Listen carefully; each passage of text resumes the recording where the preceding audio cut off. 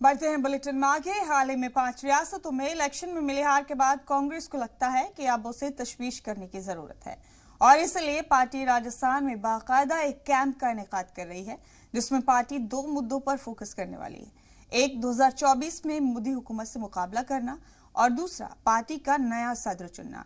लेकिन बड़ा सवाल तो यह है कि क्या पार्टी गांधी परिवार से बाहर किसी को अपना नया सदर चुन पाएगी।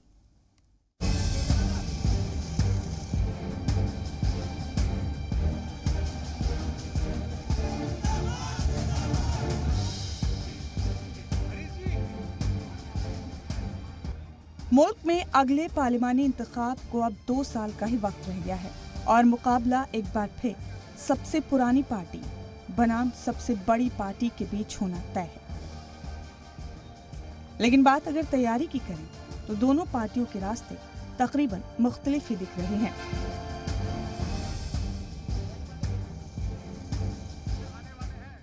जहां 5 रियासतों में अपनी जीत के बाद बीजेपी का कॉन्फिडेंस हाई है, वहीं कांग्रेस हार के बाद गौर खौज में जुट गई है।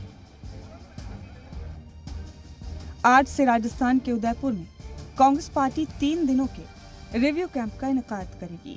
कांग्रेस की अबूरी सदर सोनिया गांधी की क़यादत में पार्टी ने इसका इनेकाद किया है। इस रिव्यू कैंप में मोदी सरकार से मुकाबला करने का एक्शन प्लान तैयार होगा। साथ ही पार्टी सदर के इंतखाब को लेकर भी तस्वीर साफ हो जाएगी। हालांकि कांग्रेस सदर का इंतखाब अगस्त और सितंबर महीने में होना है। इस रिव्यू कैंप के लिए देर शाम राहुल गांधी दिल्ली से राजस्थान के लिए रवाना भी हो गए। लेकिन जराये के हवाले से खबर है कि पार्टी के कई लीडरान राहुल गांधी को ही दोबारा पार्टी सदर बनाने का मुतालबा कर रहे हैं। पार्टी के कुछ लीडरान ने तो यहाँ तक कह दिया है कि रिव्यू कैंप अपनी जगह है, लेकिन वो सदर का ओहदा कबूल करें। सदर ओहदे के साथ ही कांग्रेस इस रिव्यू कैंप में रूठे लीडरान को मनाने की भी बड़ी जिम्मेदारी संभाल रही होगी।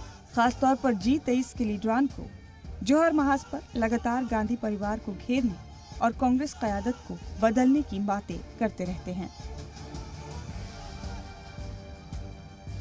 उदयपुर में 72 घंटे तक कांग्रेस अपने आने वाले मुस्तकबिल के लिए गौर खौज करेगी। अब उसका कितना असर होगा, ये तो हिमाचल और गुजरात के इंतखाबात में दिख जाएगा। ब्यूरो रिपोर्ट, जी मीडिया।